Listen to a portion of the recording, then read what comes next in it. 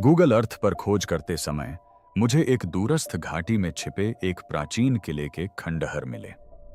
लेकिन यह कोई साधारण खंडहर नहीं है। यह इतिहास के सबसे बड़े रहस्यों में से एक की कुंजी हो सकता है।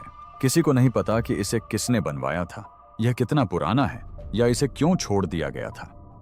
एक सदी से भी अधिक समय तक मोंटेजुमा कैसल को एक हानि रहित खंडहर की तरह माना जाता था, जिसे देखकर आगे बढ़ जाना चाहिए था। लेकिन नए सबूतों ने इस तस्वीर को पूरी तरह से बदल दिया है। यह तो अविश्वसनीय है। वैज्ञानिकों का कहना है कि यह संरचना इतने लंबे समय तक टिकनी ही नहीं चाहिए थी। इसका स्थान, इसका आकार और जिस तरह से यह चट्टान को जकड़े हुए है, उससे ऐसी योजना और इंजीनियरिंग का पता चलता है जो सबके सामने होते हुए भी छिपी हुई थी।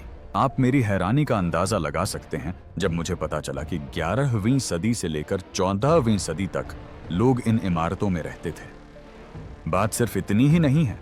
जिसे कभी एक साधारण आश्रय कहा जाता था, अब वह इंजीनियरिंग का एक खतरनाक जुआ जैसा दिखता है। मोंटेजुमा कैसल एक ऐसा महल है जिसके बारे में देश भर में जानकारी उपलब्ध नहीं है, लेकिन इसके दर्शनीय स्थलों तक पहुंचना संभव नहीं है। अब शोधकर्ताओं ने नए और चौंकाने वाले सबूतों का पता लगाया है जो मोंटेजुमा कैसल के बारे में हमारी सभी जानकारियों को पूरी तरह से बदल देते हैं। यह वह ढांचा है जिसे ढह जाना चाहिए था, लेकिन कभी नहीं ढहा। मोंटेजुमा कैसल रेगिस्तान की सतह से लगभग 90 फीट ऊपर एक खड़ी चूना पत्थर की चट्टान पर स्थित है, जहां आज भी सुरक्षित रूप से खड़े रहना मुश्किल है। यहां न तो कोई चौड़ा किनारा है, न ही कोई प्राकृतिक चबूतरा और न ही गलती की कोई गुंजाइश है। निर्माण के दौरान एक भी चूक का मतलब सीधे मौत के मुंह में गिरना होता। पत्थर की एक भी गलत जगह रखने से उसका वजन चट्टान की ओर जाने के बजाय नीचे की ओर चला जाता, जिससे संरचना पूरी होने से पहले ही उसमें दरार पड़ जाती। शुरू से ही यह एक ऐसी जगह थी जहां गलतियों से बचना असंभव था। दशकों तक इस स्थल को सहज प्रवृत्ति और आवश्यकता के चलते बनाया गया एक चतुर आश्रय स्थल बताकर टाल दिया गया। लेकिन यह स्पष्टीकरण अब मान्य नहीं है। नए संरचनात्मक अध्ययनों से पता चलता है कि इमारत की योजना बनाते समय वजन, दबाव और संतुलन पर कड़ा नियंत्रण रखा गया था। इसमें कुछ भी आकस्मिक नहीं था। हर कमरा, दीवार और बीम को इस तरह से लगाया गया था कि एक ऐसी भौतिक समस्या का समाधान हो सके जिसे प्रयोग और त्रुटि विधि से हल नहीं किया जा सकता था। प्रयोग और त्रुटि विधि से तो निर्माणकर्ताओं की जान ही चली जाती। सबसे चौंकाने वाली बात यह है कि संरचना अपना भार कैसे संभालती है। खंभों या नींवों पर नीचे की ओर दबाव डालने के बजाय, जो अंततः कमजोर हो जाते हैं, भार को चट्टान की सतह पर अगल-बगल धकेला जाता है। इससे तनाव कमजोर बिंदुओं पर केंद्रित होने के बजाय ठोस चट्टान पर समान रूप से वितरित हो जाता है। समय के साथ यह चट्टान के धंसने, दरार पड़ने और ढहने को रोकता है। यह संयोगवश नहीं हुआ है, क्योंकि इसके लिए यह समझना आवश्यक है कि दबाव पड़ने पर पत्थर कैसे टूटता है। चट्टान का उपयोग ही भार वहन करने वाली दीवार के रूप में किया गया था। पिछली दीवारों के पूरे हिस्से तो बनाए ही नहीं गए हैं, क्योंकि निर्माणकर्ताओं को चट्टान पर पूरा भरोसा था कि वह बल को सहन कर लेगी। इस विकल्प से सबसे खतरनाक क्षेत्रों में सहारे की आवश्यकता समाप्त हो गई। लेकिन इसका यह भी अर्थ था कि चट्टान के गलत हिस्से का चुनाव घातक हो सकता था। चूना पत्थर में अक्सर छिपी हुई दरारें होती हैं, इसलिए गलत दरार में निर्माण करने पर चट्टान भार के कारण टूट जाएगी। आधुनिक स्कैन से पता चलता है कि संरचना चट्टान की किसी भी प्रमुख दरार रेखा से बचती है। ये दरारें दूर से दिखाई नहीं देती और इन्हें केवल बारीकी से निरीक्षण करने या चट्टान के टूटने के तरीके का लंबे समय तक अवलोकन करने से ही पता लगाया जा सकता है। इसका अर्थ है कि निर्माणकर्ताओं ने या तो समय के साथ चट्टान का परीक्षण किया था या उन्हें पीढ़ियों से प्राप्त सटीक ज्ञान था। यहां अनुमान लगाना कारगर नहीं होता। वास्तव में अनुमान लगाने से परियोजना तुरंत समाप्त हो जाती। स्थान निर्धारण से पर्यावरणीय तनाव को भी नियंत्रित किया जाता है। यह इमारत ऐसी जगह पर बनी है जहां हवा का दबाव कम होता है, बढ़ता नहीं, और यह उन रास्तों से दूर है जहां तूफान के दौरान बारिश का पानी चट्टानों को काटता है। सूर्य की किरणें इमारत पर ऐसे कोणों से पड़ती हैं जो नमी को सोखने के बजाय सुखा देती हैं, जिससे कटाव धीमा हो जाता है। इन कारकों को अब आधुनिक उपकरणों से मापा जा सकता है, लेकिन इन उपकरणों के अस्तित्व में आने से बहुत पहले से ही इनका ध्यान रखा जाता रहा है। इससे मोंटेजुमा किले का अस्तित्व बेहद चिंताजनक हो जाता है। इसका अस्तित्व मात्र संयोग पर आधारित नहीं होना चाहिए। वातावरण प्रतिकूल है, स्थान दुर्गम है और निर्माण सामग्री बेहद कठोर है। हर निर्णय पहली बार में ही सही होना जरूरी था, क्योंकि ढहने की कोई गुंजाइश नहीं थी। पुनर्निर्माण का कोई सुरक्षित तरीका नहीं था और निर्माण के दौरान मरम्मत के लिए कोई आसान पहुंच नहीं थी। यह सहज ज्ञान पर आधारित निर्माण नहीं था, बल्कि एक ऐसी जगह पर किया गया नियंत्रित इंजीनियरिंग कार्य था जहां विफलता का अर्थ मृत्यु था। अब नए सबूत यह उजागर कर रहे हैं कि संरचना का अस्तित्व महज भाग्य की बात नहीं है, बल्कि उस ज्ञान का प्रमाण है जिसे एक सदी से अधिक समय से कम आंका गया है। इस स्तर की सटीकता को इतने लंबे समय तक नजरअंदाज क्यों किया गया? यह समझने के लिए वैज्ञानिकों को सबसे पहले उस झूठ का पर्दाफाश करना पड़ा जो स्थल के नाम में छिपा था। वह नाम जिसने इंजीनियरों के काम को भुला दिया। मोंटेजुमा कैसल नाम शोध के माध्यम से नहीं खोजा गया था। इसका आविष्कार 19वीं सदी के उन बसने वालों ने किया जिन्होंने इस संरचना को देखा और यह मानने से इनकार कर दिया कि इसे उस भूमि के मूल निवासियों ने बनाया होगा। इसके निर्माण के बारे में पूछने के बजाय उन्होंने इसे एक प्रसिद्ध एज़टेक शासक से जोड़ दिया और आगे बढ़ गए। उस एक निर्णय ने शुरुआत से ही समझ को दूषित कर दिया। नाम ही एक ऐसी बाधा बन गया जिसने पीढ़ियों तक गंभीर जांच को रोक दिया। इसका मोंटेजुमा से कोई संबंध नहीं है, एज़टेक साम्राज्य से कोई जुड़ाव नहीं है और शाही उपयोग का कोई सबूत भी नहीं है, क्योंकि एज़टेक लोग सैकड़ों मील दूर रहते थे। फिर भी यह नाम प्रचलित हो गया और इसके साथ ही यह धारणा भी फैल गई कि यह स्थान या तो अनुष्ठानिक था या प्रतीकात्मक, न कि कृत्रिम।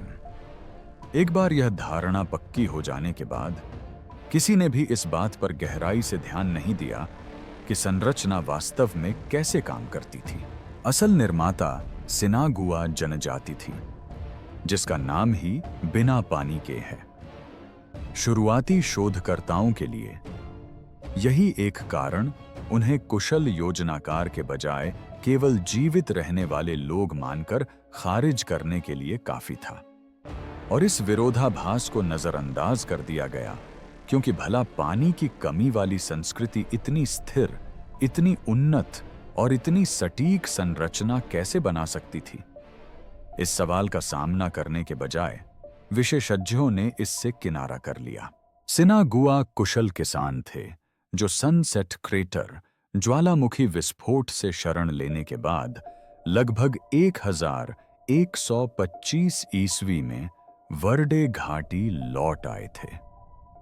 अलग थलग रहने के बजाय सिनागुआ एक विशाल व्यापार नेटवर्क का हिस्सा थे। पुरातत्वविदों ने दक्षिण पश्चिम से फशिरोजा, कैलिफोर्निया की खाड़ी से समुद्री सीपियां और मेक्सिको से तांबे की घंटियां पाई हैं। वे जटिल सूती वस्त्रों और चित्रित मिट्टी के बर्तनों के लिए जाने जाते थे, जिनका वे ऑब्सीडियन और अन्य वस्तुओं के बदले व्यापार करते थे। हालांकि सिनागुआ लोगों ने कोई लिखित भाषा नहीं छोड़ी और न ही धातु के औजारों का इस्तेमाल किया। इन्हीं तथ्यों के आधार पर उन्हें कम आंका गया। प्रारंभिक पुरातत्वविदों का मानना था कि धातु के बिना जटिल योजना बनाना असंभव था। लेखन के बिना उन्नत ज्ञान का आदान प्रदान संभव नहीं था। फिर भी ये मान्यताएं सिद्ध नहीं हुईं। दरअसल ये वंशानुगत पूर्वाग्रह थे जो पीढ़ी दर पीढ़ी चले आ रहे थे और जिन पर शायद ही कभी सवाल उठाए गए। इसी पूर्वाग्रह के कारण संरचना को सहज प्रवृत्ति और बार बार अभ्यास से निर्मित एक चतुर आश्रय के रूप में देखा गया। इस धारणा ने जिज्ञासा को खत्म कर दिया, क्योंकि यदि निर्माताओं को आदिम माना जाता था तो इमारत निश्चित रूप से सरल ही होगी। किसी ने भी भार पथ, तनाव स्थानांतरण या दीर्घकालिक स्थिरता का परीक्षण करने के बारे में नहीं सोचा। और बस इसी तरह सबसे महत्वपूर्ण प्रश्न कभी पूछे ही नहीं गए। वह जगह तो कोई किला भी नहीं थी। यह इमारत कोई किला या शाही महल नहीं है, बल्कि परिवारों, खाद्य भंडारण और सामुदायिक जीवन के लिए सुनियोजित ढंग से बनाया गया एक अपार्टमेंट परिसर है। एक सदी से भी अधिक समय तक इस स्थल का अध्ययन एक इंजीनियरिंग प्रणाली के बजाय एक सांस्कृतिक धरोहर के रूप में किया गया। पर्यटक इसकी प्रशंसा करते थे और इतिहासकार जीवन रक्षा और मूल्य और अनुकूलन की विश्वसनीय कहानियां सुनाते थे। इस बीच मापने योग्य डिजाइन संबंधी विकल्प सबके सामने छिपे हुए थे। देरी तकनीक की कमी के कारण नहीं, बल्कि निर्माणकर्ताओं की बात को गंभीरता से न लेने के कारण हुई थी। शोधकर्ताओं ने जब नाम और उससे जुड़ी मान्यताओं को अलग किया, तभी सही मायने में काम शुरू हुआ। वैज्ञानिकों ने यह पूछना बंद कर दिया कि उनके अनुसार इसे किसने बनाया था और इसके काम करने के तरीके के बारे में पूछना शुरू कर दिया। उन्होंने संरचना को एक रहस्य के बजाय एक समस्या के रूप में देखा जिसे हल करना था। यह बदलाव असहज था, क्योंकि इसने उजागर किया कि पहले के निष्कर्ष कितने गलत थे। सांस्कृतिक पूर्वाग्रह दूर होने के बाद यह इमारत अब कोई जिज्ञासा का विषय नहीं रह गई। यह एक प्रमाण बन गई, क्योंकि माप ने मिथकों की जगह ले ली और सेनेगोई लोगों को अब पृष्ठभूमि के पात्र नहीं, बल्कि ऐसे इंजीनियरों के रूप में देखा जाने लगा जिनका ज्ञान एक ऐसे नाम के कारण भुला दिया गया था जिसका अस्तित्व ही नहीं होना चाहिए था। जब शोधकर्ताओं ने इमारत का परत दर परत मानचित्रण किया तो वास्तविक प्रणाली सामने आने लगी।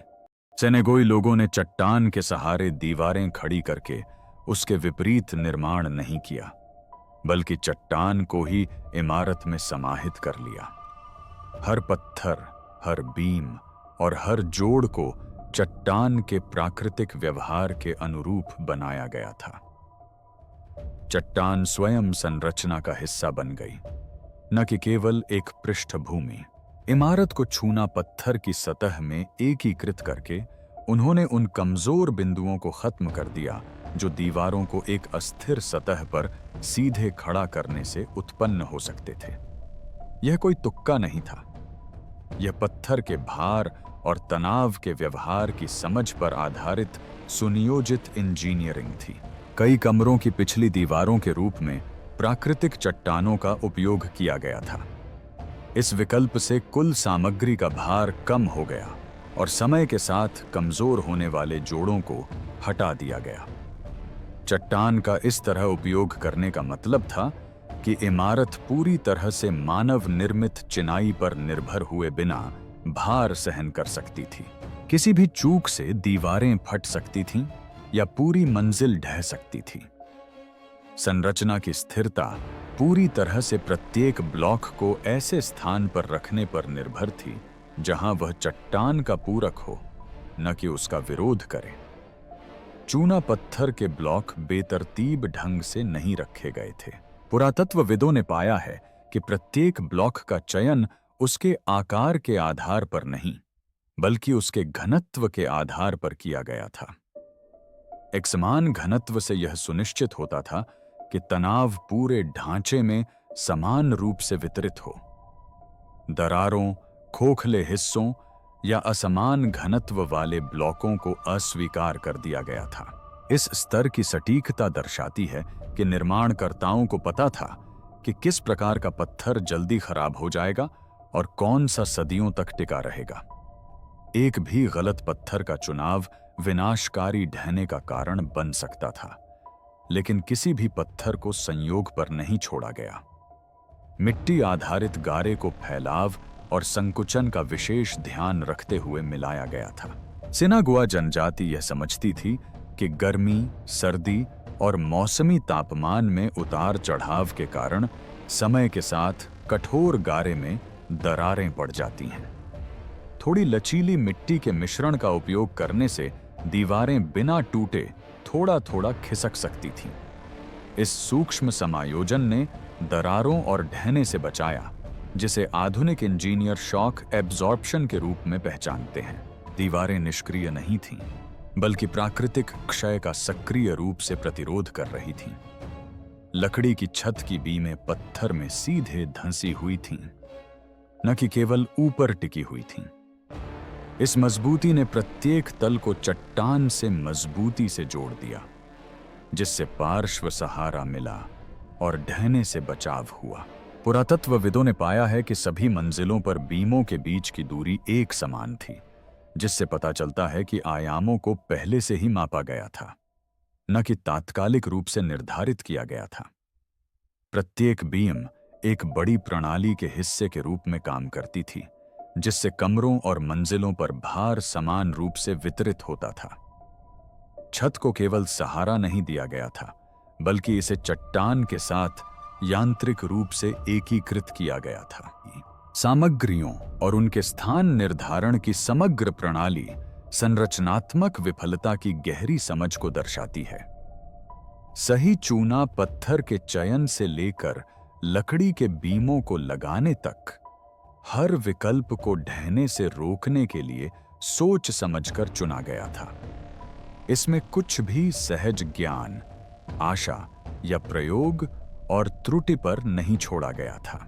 यह इमारत सदियों तक हवा, गर्मी और कटाव के बावजूद इसलिए टिकी रही क्योंकि इसे इस तरह से बनाया गया था कि यह तनाव के प्रति अनुमानित तरीके से प्रतिक्रिया करती थी। गहन अध्ययन के बाद भी परिणाम चौंकाने वाले हैं। सिनागुआ जनजाति ने लिखित निर्देशों या आधुनिक उपकरणों के बिना ही बलों और सामग्रियों पर सटीक नियंत्रण हासिल कर लिया था। यह उन निर्माणकर्ताओं का समुदाय था जो अवलोकन, अनुभव और वंशानुगत ज्ञान के माध्यम से भौतिकी को समझते थे। मोंटेजुमा कैसल का हर विवरण उस सोच समझकर की गई योजना का प्रमाण है, जो ऐसी परिस्थितियों में बनाई गई थी जहां एक भी गलती से तुरंत मौत हो सकती थी। लेकिन चट्टान के किनारे एक स्थिर घर बनाना जीवित रहने का केवल एक हिस्सा था। जल संकट और खाद्य आपूर्ति दोनों के लिए समान रूप से सटीक इंजीनियरिंग की आवश्यकता थी। यह जल प्रणाली जहर को जीवनदायी बना देती है। मोंटेजुमा कुआं प्रतिदिन हजारों गैलन पानी का उत्पादन करता है, जो जमीन के नीचे गहराई से बुलबुले के रूप में निकलता है। पहली नजर में यह कठोर रेगिस्तान में किसी वरदान जैसा लगता है, लेकिन सिनागुआ जनजाति के लोग इससे भली भांति परिचित थे और इस पानी में प्राकृतिक रूप से आर्सेनिक और कार्बन डाइऑक्साइड की मात्रा अधिक होती है। एक घूंट तुरंत जानलेवा नहीं होता, लेकिन बार बार सेवन करने से अंगों का धीरे धीरे और दर्दनाक रूप से काम करना बंद कर देता है। बिना सावधानी पूर्वक योजना बनाए इस पर निर्भर रहने वाला कोई भी व्यक्ति मर जाता। कुएं के आसपास का वातावरण जानलेवा था, फिर भी सिनागुआ लोग न केवल जीवित रहे बल्कि फले फूले। मोंटेजुमा कुएं में विभिन्न प्रकार के जलीय जीव पनपते हैं। पानी में कार्बन डाइऑक्साइड और आर्सेनिक की मात्रा इतनी अधिक है कि मछलियों के लिए सांस लेना और जीवित रहना असंभव है। इसके बावजूद यह कोई संयोग नहीं था। पुरातात्विक साक्ष्य बताते हैं कि सिनागुआ जनजाति के लोग पानी का परीक्षण करते थे और मनुष्यों और फसलों पर इसके प्रभावों का अवलोकन करते थे। वे इस खतरे को भली भांति समझते थे कि पीने के पानी के लिए कोई नहर या सीधा रास्ता नहीं बनाया गया था। मानव अस्तित्व पूरी तरह से पानी के संपर्क से बचने पर निर्भर था। यह नियंत्रण जानलेवा मजबूरी से पैदा हुआ था, क्योंकि एक भी गलत अनुमान या एक भी खराब तरीके से खोदी गई नहर हफ्तों और महीनों में मजदूरों या पूरे परिवारों की जान ले सकती थी। जोखिम बहुत बड़ा था। सिनगुआ जनजाति ने स्वयं पानी का उपयोग करने के बजाय उसे बड़ी कुशलता से मोड़ दिया। उन्होंने गुरुत्वाकर्षण से चलने वाली नहर प्रणाली विकसित की, जो पानी को केवल फसलों तक पहुंचाती थी। हर ढलान, कोण और मोड़ का सटीक आकलन किया गया था। यदि ढलान बहुत अधिक खड़ी होती तो तेज बहता पानी खेतों को उफान पर ला देता, और यदि ढलान बहुत कम गहरी होती तो पानी जमा हो जाता, जिससे रोग फैलते और पौधे मर जाते।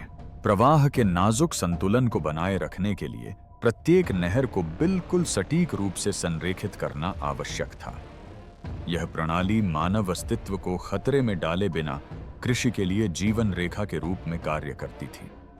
नहरें स्वयं दीर्घकालिक योजना का प्रमाण है। ये मार्ग उन क्षेत्रों से बचते हुए बनाए गए हैं जो भूस्खलन, कटाव या अचानक बाढ़ की चपेट में आने की आशंका रखते हैं। सिनागुआ जनजाति ने निर्माण कार्य शुरू करने से पहले कई पीढ़ियों तक भूमि का गहन अध्ययन किया था।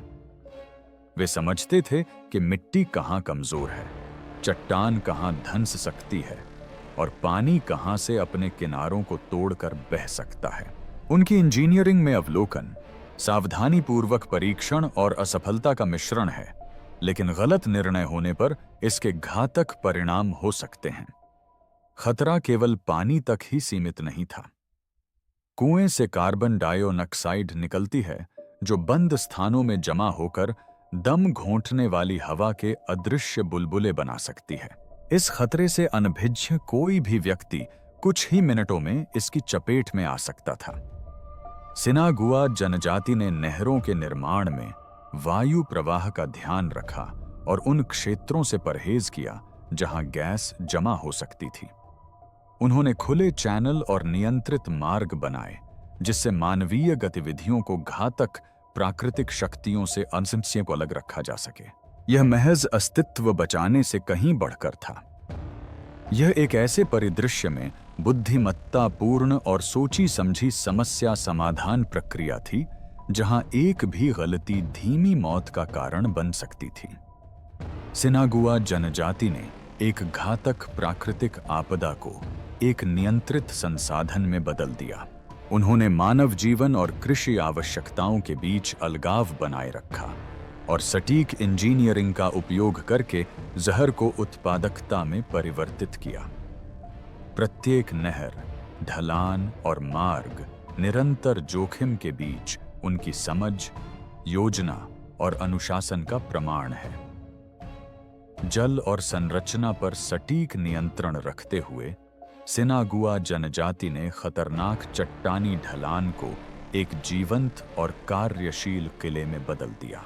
यह एक ऐसा वातावरण था जो बाहरी लोगों के लिए उतना ही शत्रुतापूर्ण था जितना कि इसे समझने वालों के लिए नियंत्रित था। नियंत्रण और सुरक्षा के लिए निर्मित एक ऊर्ध्वाधर समुदाय। मोंटेजुमा कैसल कभी भी सिर्फ एक घर नहीं था। यह एक ऊर्ध्वाधर समुदाय था जिसे जोखिम प्रबंधन, पहुंच नियंत्रण और प्रतिकूल वातावरण में जीवित रहने के लिए बनाया गया था।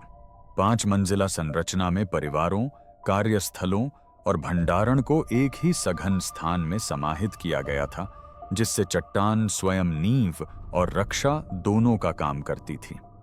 हर कमरा, गलियारा और द्वार सोच समझकर बनाया गया था।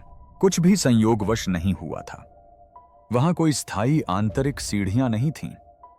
विभिन्न मंजिलों के बीच आवागमन के लिए हटाने योग्य सीढ़ियों का उपयोग किया जाता था। ये सीढ़ियां सुविधा के लिए नहीं बल्कि एक सुरक्षा तंत्र थीं। इन्हें हटाकर निवासी प्रत्येक तल तक पहुंच को नियंत्रित कर सकते थे, जिससे बाहरी लोगों या संभावित हमलावरों का प्रवेश रोका जा सके।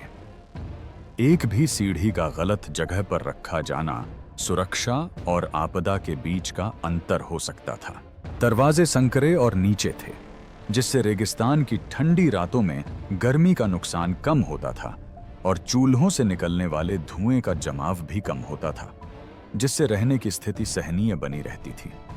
साथ ही छोटे दरवाजों से देखने की क्षमता सीमित हो जाती थी और आवाजाही धीमी हो जाती थी, जिससे अचानक घुसपैठ को रोका जा सकता था।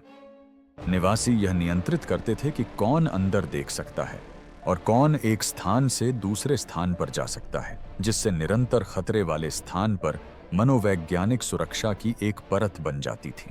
कमरों को सुनियोजित तरीके से बनाया गया था। भोजन को सूखा और कीटों से सुरक्षित रखने के लिए भंडारण स्थान रहने के कमरों के ऊपर बनाए गए थे। भारी वस्तुओं को गिरने के खतरे से बचने के लिए नीचे रखा गया था। प्रत्येक कमरे की संरचना गुरुत्वाकर्षण, भार वितरण और दीर्घकालिक निवास योग्यता को ध्यान में रखते हुए की गई थी। यह कोई आकस्मिक व्यवस्था नहीं थी। यह मानव जीवन पर लागू इंजीनियरिंग का एक उदाहरण था। आंतरिक वायु प्रवाह में भी सुविचारित व्यवस्था झलकती है। आग से निकलने वाले धुएं को छोटे छोटे वेंटों के माध्यम से बाहर निकाला जाता था, जिससे घुटन से बचाव होता था और साथ ही गर्माहट भी बनी रहती थी। भवन में हवा का प्रवाह एक नियंत्रित तरीके से होता था, जिससे रेगिस्तान की भीषण गर्मी और ठंड के बावजूद भी कमरे रहने योग्य बने रहते थे। डिजाइन के हर विकल्प में प्राकृतिक खतरों को इस तरह से कम किया गया था, जिससे अस्तित्व और परिचालन दक्षता दोनों सुनिश्चित हो सके। पीछे छूटी व्यापारिक वस्तुएं और दैनिक उपयोग की वस्तुएं इस बात का संकेत देती हैं कि किले में दीर्घकालिक निवास था। सिनागुआ लोग किसी अस्थायी आश्रय में नहीं छिपे थे। वे एक ऐसी प्रणाली में रहते, काम करते और सामान रखते थे जो टिकाऊपन के लिए बनाई गई थी। कमरों को इस तरह व्यवस्थित किया गया था कि दक्षता अधिकतम हो, जोखिम कम हो और लोगों और संसाधनों की सुरक्षा हो। यह संरचना मानव जीवन के लिए एक जीवंत, कार्यशील मशीन थी। इमारत में घुटन का एहसास जानबूझकर पैदा किया गया था। संकरे गलियारे, खड़ी सीढ़ियां और एक के ऊपर एक बने कमरे आजादी को सीमित करते थे, लेकिन नियंत्रण को बढ़ाते थे। हर हरकत, हर फैसला, हर प्रवेश और निकास वास्तुकला में ही निहित नियमों के अधीन था। यह एक ऐसी व्यवस्था थी जहां व्यवस्था और सुरक्षा संरचना से अविभाज्य थे, जहां गलतियां खतरनाक थीं और जहां अस्तित्व के लिए पर्यावरण में हेरफेर किया जाता था। लेकिन हर पत्थर और बीम में निहित कुशलता और नियंत्रण के बावजूद यह सावधानी पूर्वक निर्मित प्रणाली धीरे धीरे कमजोर नहीं हुई या समय के साथ खराब नहीं हुई। यह अचानक रुक गई, लेकिन पूरी तरह से संरक्षित रही और चट्टान पर जमे हुए मानव गणना के प्रमाण छोड़ गई। परित्याग जिसने दहशत का कोई निशान नहीं छोड़ा। जब 1400 के दशक की शुरुआत में सिनागुआ ने मोंटेजुमा किले को छोड़ा, तो वे आग, आक्रमण या ढहने से बचने के लिए नहीं भागे थे। संरचना में हिंसा का कोई निशान नहीं दिखता, न ही टूटी हुई दीवारें, न ही जल्दबाजी में किया गया कोई नुकसान और न ही मरम्मत के अधूरे प्रयास। इसके बजाय जो बचा है वह है शांति, व्यवस्था और सन्नाटा। उस कमी के कारण ही यह परित्याग भयावह लगता है। पुरातत्वविदों को ऐसे भंडारण कक्ष मिले जिन्हें धीरे धीरे खाली किया गया था, न कि जल्दबाजी में भरकर या छोड़कर। भोजन के बर्तनों का उपयोग उनकी अंतिम व्यावहारिक सीमा तक किया गया था। ऐसा कोई संकेत नहीं मिलता कि लोग जो कुछ भी हाथ लगा उसे लेकर भाग गए। यह पैटर्न तभी देखने को मिलता है जब प्रस्थान की योजना पहले से बनाई गई हो। लोग अपने पास मौजूद सामान का उपयोग करने के लिए पर्याप्त समय तक रुके, फिर जानबूझकर चले गए। इमारत स्वयं अभी भी कार्यशील थी। बीम सही सलामत थे, दीवारों में दरार नहीं पड़ी थी और चट्टान स्थिर बनी हुई थी। इस बात का कोई सबूत नहीं है कि संरचना विफल हुई थी या विफल होने की शुरुआत भी हुई थी। इंजीनियरिंग ने ठीक वैसे ही काम किया जैसा सोचा गया था। यही बात उनके जाने को परेशान करने वाली है। वे सिस्टम के ध्वस्त होने की वजह से नहीं गए, वे इसलिए चले गए क्योंकि वह जगह ऐसी स्थिति में पहुंच गई थी जहां भविष्य में जीवन संभव नहीं था। पूरे क्षेत्र में सूखे की स्थिति और बिगड़ गई। सिनागुआ की जल प्रणाली उन्नत थी, लेकिन उसकी भी कुछ सीमाएं थीं। नहरों की जल निकासी क्षमता सीमित थी और फसलें भी सीमित परिस्थितियों में ही जीवित रह सकती थीं। वर्षा के पैटर्न में बदलाव आने से सटीक इंजीनियरिंग भी इसकी भरपाई नहीं कर पाई। यह पानी की अचानक कमी नहीं थी, बल्कि धीरे धीरे संसाधनों का क्षय होता गया, जब तक कि कोई गुंजाइश नहीं बची। जनसंख्या के दबाव ने एक और समस्या खड़ी कर दी। मोंटेजुमा कैसल एक ऊर्ध्वाधर संरचना थी जिसे नियंत्रण और सुरक्षा के लिए डिजाइन किया गया था, न कि विस्तार के लिए। बाहर की ओर विस्तार करने की कोई गुंजाइश नहीं थी और अधिक मंजिलें जोड़ने से विफलता का खतरा बढ़ जाता। हर अतिरिक्त व्यक्ति का मतलब था पहले से ही अपनी सीमा के करीब काम कर रही व्यवस्था में अधिक पानी, अधिक भोजन और अधिक अपशिष्ट। जो संरचना कभी जीवन रक्षा सुनिश्चित करती थी, वही अब बाधा बन गई। रक्षात्मक संरचनाएं भी चट्टान के उस पार बढ़ते खतरे का संकेत देती हैं। अलग-थलग क्षेत्रों में हटाने योग्य सीढ़ियां और नियंत्रित पहुंच कारगर साबित हुईं, लेकिन इन्होंने समुदाय को एक ही स्थान पर सीमित कर दिया। जैसे जैसे आसपास के क्षेत्रों में संघर्ष बढ़ा, अलगाव सुरक्षा की जगह असुरक्षा का कारण बन गया। बाहरी खतरों से निपटने में समर्थ संरचना के अंदर रहने की तुलना में बाहर निकलना शायद अधिक सुरक्षित था। सबसे महत्वपूर्ण बात यह है कि क्या गायब है। न तो कोई सामूहिक कब्रें हैं, न जले हुए कमरे और न ही बिखरा हुआ सामान। औजार इस तरह छोड़े गए हैं जिससे पता चलता है कि उनकी अब जरूरत नहीं थी, न कि डर के मारे उन्हें छोड़ दिया गया था। यह नेतृत्व और सामूहिक निर्णय लेने की क्षमता को दर्शाता है। लोगों ने सहमति जताई कि अब जाने का समय आ गया है, भले ही ढांचा अभी भी मजबूती से खड़ा था। मोंटेजुमा कैसल को उसकी विफलता के कारण नहीं छोड़ा गया था। इसे इसलिए छोड़ दिया गया क्योंकि यह अपनी अधिकतम सफलता अवधि तक सफल रहा। सिनागुआ जनजाति ने यह माना कि इंजीनियरिंग से जीवन को बढ़ाया तो जा सकता है, लेकिन सीमाओं को हटाया नहीं जा सकता। एक सफल प्रणाली को छोड़ना कमजोरी नहीं, बल्कि विवेकपूर्ण निर्णय था। आज जो बचा है वह कोई रहस्य नहीं, बल्कि एक चेतावनी है। ये सबूत इतिहास को क्यों बदलने पर मजबूर करते हैं। लंबे समय तक मोंटेजुमा कैसल को एक अद्भुत दुर्घटना माना जाता था। आम धारणा यह थी कि यह इसलिए बच गया क्योंकि इसके निर्माता भाग्यशाली थे, चट्टान मजबूत थी या समय ने इसे बचा लिया। नए सबूत इस धारणा को पूरी तरह से खारिज कर देते हैं। यह संरचना संयोग से नहीं बची, यह इसलिए बची रही क्योंकि इसे पीढ़ियों तक तनाव, मौसम और मानवीय उपयोग को सहन करने के लिए डिजाइन किया गया था। आधुनिक स्कैन से इमारत के अंदर भार के स्पष्ट मार्ग दिखाई देते हैं और सामग्री भी इस निष्कर्ष की पुष्टि करती है। चूना पत्थर के ब्लॉकों को यूं ही नहीं चुना गया था, बल्कि उनकी घनत्व एक समान रखी गई थी ताकि भार का व्यवहार अनुमानित रहे।